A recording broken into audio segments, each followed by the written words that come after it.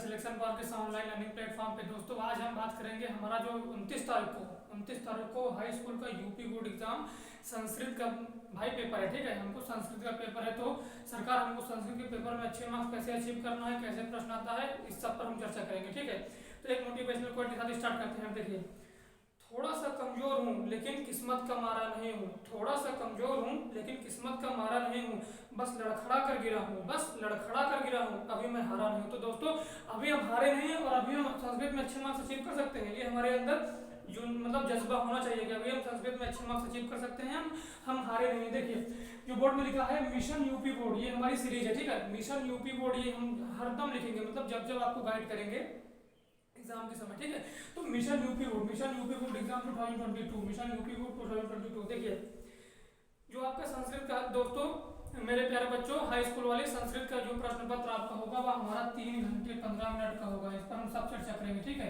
जो 15 मिनट परीक्षार्थियों को पढ़ने के लिए दिया जाएगा, 15 मिनट क्या होगा परीक्षार्थियों को पढ़ने के लिए दिया जाएगा। देखिए संस्कृत में जो हमारा प्रश्न पत्र होगा, देखिए इसमें निर्देश दिया गया है प्रारंभ के 15 मिनट देखिए परीक्षार्थियों को प्रश्न पत्र पढ़ने के लिए निर्धारित किया गया है। ठीक है, अब देखिए प्रश्न नंबर 1, जो आपका प्रश्न नंबर 1 होगा मेरे बच्चों दोस्तों, जो आपका प्रश्न नंबर 1 होगा इसमें होगा निम्नलिखित गद्यांशों में से किसी एक का गद्यांश संदर्भ सहित हिंदी में दीजिए। तो मतलब देखिए जो प्रश्न नंबर 1 होगा यह हमारा 2 + 5 मार्क्स बराबर 7 मार्क्स का होगा। ठीक है, जो आपका गद्य है, ठीक है, जो गद्यांश है गद्य है उसमें से कोई एक गद्यांश दिया होगा, इसको आपको पहचानना है कि मतलब ये हमारे संस्कृत पाठ प्रस्तुत देखिए संदर्भ से लिखना होगा, 2 मार्क्स आपको मिल जाएगा। प्रस्तुत गद्यांश हमारे संस्कृत पाठ्य पुस्तक के फला फला चैप्टर से लिया गया है, बस इतना। इसके देखिए संस्कृत में लेखक तो होते नहीं है, मतलब होते हैं लेकिन जो हमारे हाई स्कूल में गद्य है इसमें लेखक नहीं है, इसमें लेखक का वर्णन भाई नहीं किया गया है, तो हम लेखक का वर्णन भी यहाँ भी नहीं करेंगे बाबू, यहाँ भी हम बाबू लेखक का वर्णन नहीं करेंगे, बस इतना लिखेंगे प्रस्तुत गद्यांश लिख लीजिए। ठीक है, प्रस्तुत गद्यांश हमारे संस्कृत पाठ्य पुस्तक के गद्य खंड के फला चैप्टर से लिया गया है, बस इतना लिखेंगे, आपका 2 मार्क्स मिल गया, आपका 2 मार्क्स मिल गया। अब रही बात 5 मार्क्स की, 5 मार्क्स जो गद्यांश दिया होगा आप उसको हिंदी में अनुवाद करेंगे। आप क्या करेंगे, हिंदी में अनुवाद करेंगे तब मिलेगा। देखिए क्वेश्चन नंबर 1 में का खा करके 2 प्रश्न होगा, का खा करके 2 प्रश्न होगा, इसमें से किसी एक को आपको करना है, चाहे तो का करिए चाहे तो खा करिए, ये आप पर निर्भर करता है बाबू कि आप का आपको अच्छे से पता है कि आपको खा अच्छे से पता है। ठीक है, तो हमको प्रश्न यार छोड़ना नहीं। हाँ देखिए जिन छात्रों को बाबू हमको कुछ भी नहीं पता सर, तो भाई अगर आपको कुछ भी नहीं पता तो कुछ भी लिख के आइए, लेकिन कुछ भी मत करके आइए, मतलब उसमें क्रांतिकारी करके नहीं आना है। अगर आपको कुछ भी नहीं पता तो जरूर कुछ ना कुछ लिख ही के आना है, नहीं तो आप घाटा आप ही के रह गया। ठीक है, अगर कुछ नहीं लिखेंगे ब्लैंक पेज वहाँ जमा कर देंगे तो उनको क्या हो, बोर्ड एग्जाम वाले जो होते हैं मतलब वहाँ जिसकी ड्यूटी लगी होती है वो ले लेंगे, वो थोड़े लिखेंगे कि बेटा यहाँ क्यों नहीं लिखे हो, तुम झेलोगे, अगर नहीं लिखोगे तो मार्क्स नहीं मिलेगा, सिंपल सी बात है। तो अगर आपको कुछ भी नहीं आता तो लिख के जरूर होना, कुछ भी लिख के आना। ठीक है, अगर किसी को नहीं आ रहा है तो जो संस्कृत दी होगी उसको ही मतलब थोड़ा इधर उधर करके मतलब मैनेज करके लिख देना, लेकिन बाबू लिख कर जरूर आना यार, मैं यही रिक्वेस्ट करूंगा, लिख के जरूर आना।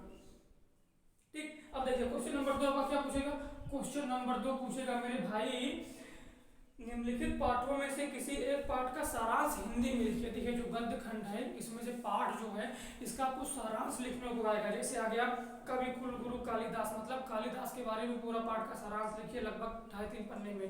यह आ गया विश्व कवि रविन्द्रनाथ टैगोर के बारे में आप क्या जानते हैं उनके बारे में दर्शाइए। यह आ गया महामना पंडित मदन मोहन मालवीय जी जिन्होंने बनारस हिंदू यूनिवर्सिटी की स्थापना 1916 में की थी। ठीक है, उनके बारे में भी आ गया, उनके बारे में महामना पंडित मदन मोहन मालवीय के बारे में आ गया, तो इसको भी बाबू आपको लिखना है, उनके बारे में आप क्या जानते हैं इसको लिखना है। ठीक है, ये आपका हो गया 4 मार्क्स का, ये आपका कितने मार्क्स हो गया, ये बाबू हो गया आपका 4 मार्क्स का, तो 7 4 11 नंबर यहाँ हो गया। ठीक है, ये आपका हो गया क्वेश्चन नंबर 2 आपका आएगा 4 मार्क्स का। ठीक है, इसमें 3 दिए होंगे, 3 पार्ट के सारांश दिए होंगे, किन्हीं एक को आपको करना होगा, ध्यान दीजिएगा।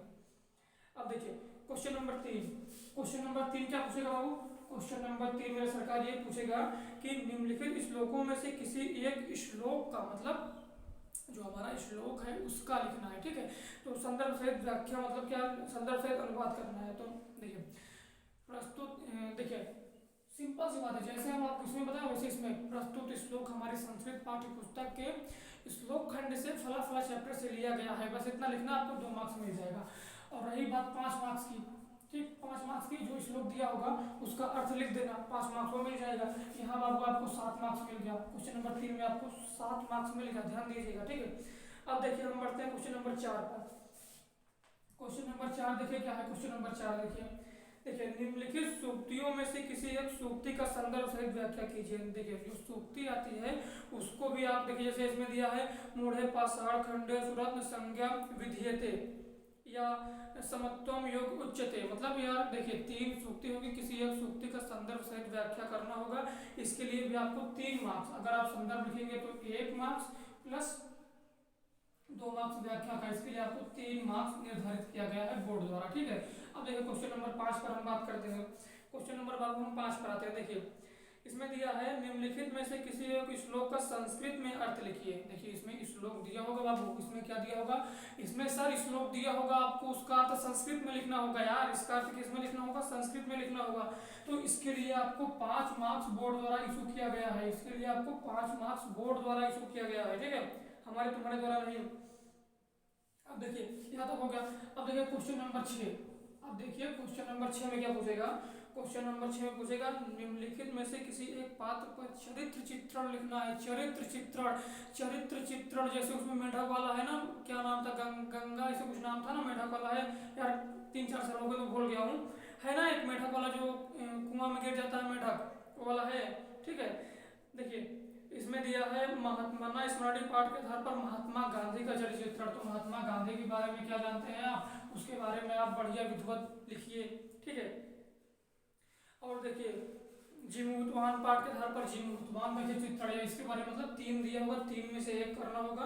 इसके लिए बाबू आपको 4 मार्क्स दिया जाएगा। इसके लिए आपको कितना मार्क्स दिया जाएगा, 4 मार्क्स।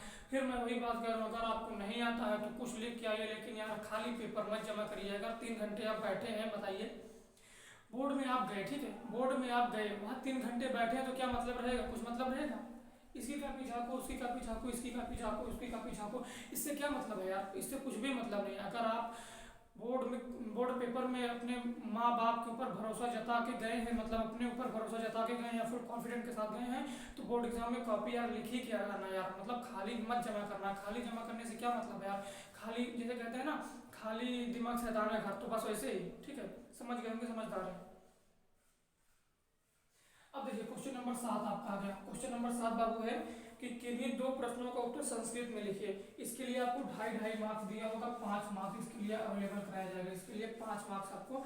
देखिए जैसे महात्मा कुत्र जन्म ले गए, मतलब महात्मा ने कहाँ जन्म लिया, जिमूतवान कस्य पुत्र से, जिमूतवान किसके पुत्र थे, सुमेधा कस्य तनया से, सुमेधा किसकी पुत्री थी। ये सब मतलब आपको यह पता होना चाहिए, तभी तो आप लिख सकते हैं। 3 प्रश्न है तो इसमें से किन्हीं 2 प्रश्नों का उत्तर लिखना होगा 2.5 मार्क्स का। ठीक, अब देखिए क्वेश्चन नंबर 8 देखिए। क्वेश्चन नंबर 8 अब देखिए 8 में देखिए का, ठीक है, निम्नलिखित में से सही विकल्प चुनकर लिखिए। मतलब एक प्रत्यय, जो प्रत्यय और प्रत्यय है उसके बारे में पूछेगा। का में आपका होगा प्रत्यय, का में आपका क्या होगा, प्रत्यय होगा। ठीक, और खा में आपका क्या होगा, खा में होगा वर्ण उच्चारण स्थान, वर्ण उच्चारण स्थान, उच्चारण स्थान। ठीक, वर्ण उच्चारण स्थान। और गा में आपका क्या होगा, देखिए नहीं सिर्फ का खा है। ठीक, ये आपका हो गया। इसके लिए बाबू आपको 1-1 मार्क्स मिलेगा बोर्ड की तरफ से, 1-1। ठीक, 1-1। अब ये क्वेश्चन नंबर 9 में देखिए क्या दिया गया है। 9 में देखिए बाबू ये दिया गया है कि निम्नलिखित में से किसी एक पद का संधि विच्छेद करिए। ठीक है, इसके लिए भी आपको देखिए क्वेश्चन नंबर 9, इसके लिए आपको एक पद का संधि विच्छेद करना है। तो इसके लिए आपको संधि विच्छेद करके संधि का भी नाम लिखिए। मतलब आपको संधि विच्छेद करना है और संधि का नाम भी लिखना है कि कौन संधि है, मतलब दीर्घ संधि है कि वृद्ध संधि है, कौन सी संधि है। ठीक है, इसके बारे में लिखना है। तो कोई पद दिया होगा उसका संधि विच्छेद करिए, संधि का नाम लिखिए। इसके लिए 1+1 बराबर 2 मार्क्स। ठीक है, अब देखिए क्वेश्चन नंबर 10। क्वेश्चन नंबर 10 में क्या दिया गया है, निम्नलिखित विकल्पों में सही विकल्प चुनकर लिखिए। ठीक है, मतलब इसमें 1-1-2 संधि दी होंगी, का खा करके 2 संधि दी होंगी, 2 में से 1-1 करना है, उसका संधि विच्छेद करके संधि विच्छेद का नाम भी लिखना है।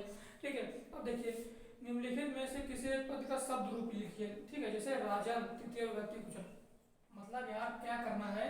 जैसे क्वेश्चन नंबर 10 दिया, राजन लिखा, ठीक है। तो राजन का तृतीय विभक्ति एक वचन लिखिए, या नदी का चतुर्थी विभक्ति एक वचन लिखिए। मानस का रूप आपको याद है रूप में, ठीक है।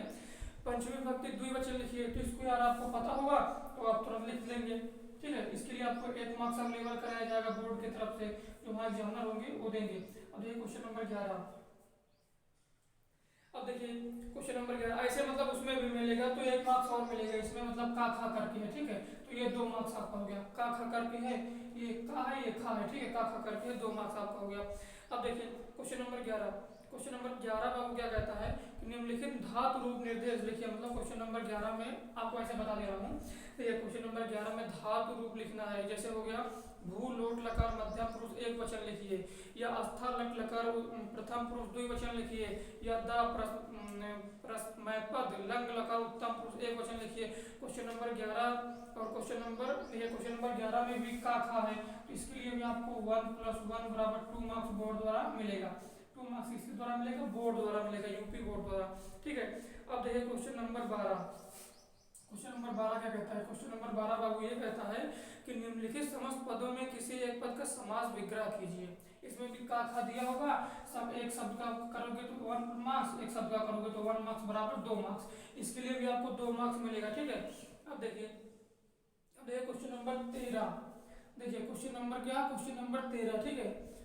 देखिए क्वेश्चन नंबर 13, यहाँ देखिए क्वेश्चन नंबर 13 में क्या होगा? 13 में बाबू ये होगा कि किन्हीं रेखांकित पदों को निर्देशानुसार विभक्ति का नाम लिखिए। जैसे अहम रामम पश्यामि, अहम रामम पश्यामि, तो रेखांकित जो मतलब इसमें रामम, देखिए इसे हो गया ये, जैसे अहम लिखे आप यहाँ, अहम रामम पश्यामि, इसमें रेखांकित पद रामम हो गया। रेखांकित पद क्या हो गया? रामम हो गया। तो इसमें लिखना है निम्नलिखित रेखांकित पदों में किन्हीं 2 पदों का निर्देशानुसार विभक्ति का नाम लिखिए। मतलब रामम किस विभक्ति का है, ठीक है। इसके लिए ऐसे लिखना है आपको। तो इसमें 2 करना है, इसमें 4 दिए होंगे, 2 करना है। इसके लिए भी आपको 2 मार्क्स, इसके लिए भी आपको बोर्ड द्वारा 1 + 1 = 2 मार्क्स अवेलेबल कराया जाएगा। अब देखिए क्वेश्चन नंबर 14 क्या कहता है? निम्नलिखित में से किसी एक पद धातु प्रत्यय लिखिए। प्रत्यय लिखिए तो इसमें मतलब 4 प्रत्यय दिए होंगे, इसमें 4 प्रत्यय दिए होंगे, इसमें किन्हीं 2 प्रत्ययों का नाम लिखना होगा। इसके लिए भी आपको 1 + 1 बराबर कितने मार्क्स? 2 मार्क्स। इसके लिए भी आपको 2 मार्क्स मिलेगा। अब ये क्वेश्चन नंबर 15। क्वेश्चन नंबर 15 बाबू देखिए, क्वेश्चन नंबर क्या 15 में क्या है? निम्नलिखित में से वाच्य परिवर्तन कीजिए। वाच्य परिवर्तन जैसे सीता पत्रम लिखति, मया गम्यते बालका गीताम पठति, इसके वाच्य परिवर्तन करेंगे, एक पद का वाच्य परिवर्तन करेंगे। इसके लिए आपको 2 मार्क्स मिलेगा, ठीक है। अब देखिए क्वेश्चन नंबर 16। क्वेश्चन नंबर 16 ध्यान दीजिएगा।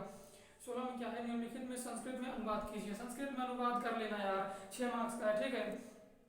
6 देखिए संस्कृत में अनुवाद जो होता है वो 6 संस्कृत में अनुवाद 6 शब्द दिए होंगे, मतलब 6 सेंटेंस दिए होंगे, 6 का आपको संस्कृत में अनुवाद करना है। अगर आप संस्कृत का अनुवाद कर लेते हैं तो आपको यहाँ पे 6 मार्क्स मिल जाएंगे, ठीक, यहाँ पे 6 मार्क्स मिल जाएंगे। अब क्वेश्चन नंबर 17। क्वेश्चन नंबर 17 जो है वो 8 मार्क्स का आपको बाबू निबंध पूछेगा, जो बहुत सॉलिड नंबर होता है यार, बहुत सॉलिड मार्क देता है। ये क्वेश्चन नंबर हमारा बाबू 17 है, ठीक है। ये 8 मार्क्स का निबंध पूछेगा। निबंध किस पे? जो बता रहा हूँ, अभी भी समय है, अभी भी याद कर लीजिए यार। सदाचार, संगति, पर्यावरण, विद्या, राष्ट्रीय एकता, ठीक है, और एक परोपकार। सदाचार तो स्पेशली बोर्ड का फेवरेट है यार। मैं कहता हूँ जो बोर्ड में यार संस्कृत के प्रोफेसर होते हैं, मतलब जो संस्कृत के टीचर होते हैं पीजीटी क्वालिफाइड, वो यार टीजीटी पीजीटी क्वालिफाइड समझ लीजिए यार कि संस्कृत में परोपकार सदाचार को भर भर के देते हैं बोर्ड एग्जाम में।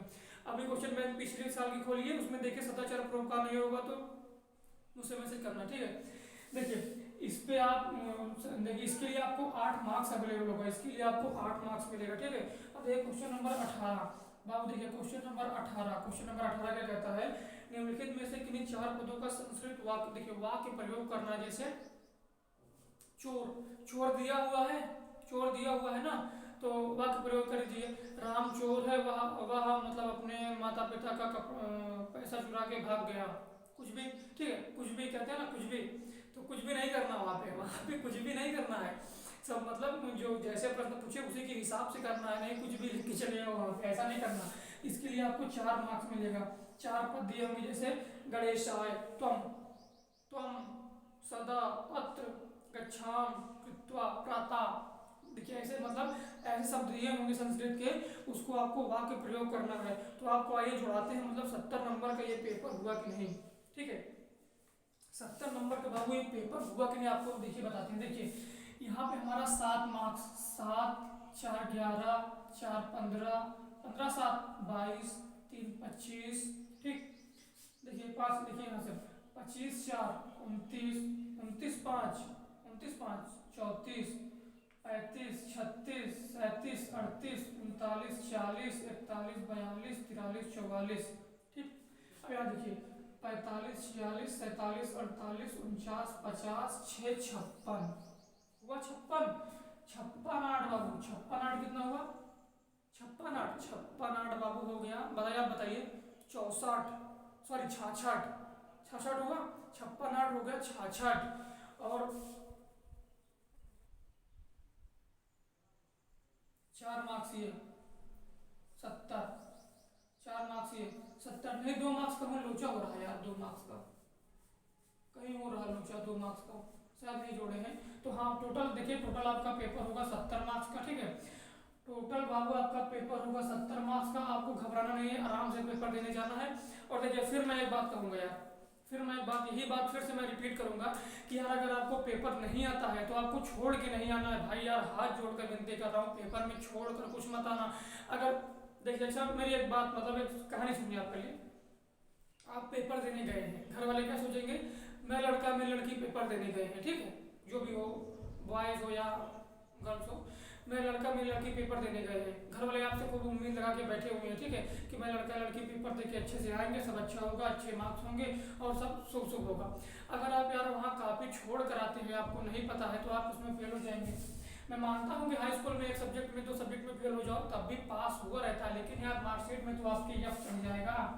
जैसे आप संस्कृत में, ठीक है, संस्कृत में 70 में से 23 नंबर पासिंग मार्क्स है, कितना है 23 है। तो अगर आप संस्कृत में 18 नंबर पा गए, पास तो है, लेकिन वहाँ फेल लिखा होगा मार्कशीट में, आपके मार्कशीट में क्या लिखा होगा, यफ लिखा होगा। तो वो बहुत बहुत बहुत चुभता है यार, अंदर से बहुत चुभता है कि यार 5 नंबर और मिल जाता तो पास हो जाते। ठीक है, तो हमको यार ऐसा काम नहीं करना है। अगर हमको देखिए ऐसा तो होगा नहीं कुछ नहीं आता होगा। ठीक है, अरे यार 1 साल हम पढ़े हैं यार, 1 साल पढ़े हैं, ऐसा तो होगा नहीं कुछ नहीं आता होगा, कुछ तो आता ही होगा। तो जो आता है भाई उसको करो सबसे पहले। ठीक है, जो आता है उसको सबसे पहले, जो आता है उसको फर्स्ट प्रेफरेंस दो। ठीक है, बाद में जो नहीं आता उसको नहीं, जो नहीं आ रहा उसी के बारे में आप सोच रहे हैं, ऐसा नहीं करना। हमको कालिदास नहीं बनना है। हमको जो आता है उसके बारे में अच्छे से लिखेंगे, जो नहीं आता उसके बारे में बाद में हम विचार मंथन करेंगे। ठीक है, बाद में हम क्या करेंगे, विचार मंथन करेंगे। देखिए हमको जो आता है हम उसके बारे में अच्छे से, पहले सिंपल सी बात है, हमको जो आ रहा है उसके बारे में हम लिखेंगे। ठीक है, तो देखिए अगर आपको पेपर में नहीं आ रहा है, ठीक है, तो पेपर यार बाबू छोड़ कर मत आना, प्रश्न छोड़ के मत आना, चाहे सही गलत कुछ भी। मतलब जैसे सदाचार पे निबंध आ गया, आपको नहीं याद है 8 नंबर का। ठीक है, तो यार अगर आप उसमें 4 लाइन लिखेंगे तो 4 लाइन के बाद 4 मार्क्स तो बाबू मिलेगा। 4 लाइन के 4 मार्क्स तो मिलेगा। 6 लाइन लिखेंगे 4 5 मार्क्स तो मिल ही जाएगा ना। अगर आप कुछ भी लिखेंगे तो मार्क्स तो मिलेगा। अगर आप यार अगर ब्लैंक पे जमा कर देंगे तो कुछ भी नहीं मिलेगा। अच्छा तुम ही सोचिए, अगर खाली कापी जमा कर दोगे तो कोई एग्जामिनर जो होगा नंबर देगा? कभी नहीं देगा, कभी नहीं देगा, सपने में भी नंबर नहीं देगा। अगर आप कुछ लिखे हैं, सही गलत कुछ भी लिखे हैं, तो मतलब जल्दी जल्दी मारेगा, है ना, सही है सही है सही हो गया, नंबर दे देगा। लेकिन आप कुछ भी नहीं लिखे तो आपको नंबर नहीं मिलेगा। उम्मीद करता हूँ कि यह वीडियो अच्छा लगा होगा और आपको पूरा पैटर्न समझ में आ गया होगा। ठीक है, पूरा पैटर्न आपको समझ में आ गया होगा। और जो बताया हूँ एक बार इसको मतलब परीक्षा पैटर्न देख लीजिएगा, जो परीक्षा पैटर्न नहीं देखे और जो देखे हैं भाई उसके लिए तो मोस्ट वेलकम। जाइए पेपर देने। Best of luck for upcoming board exam. Thank you.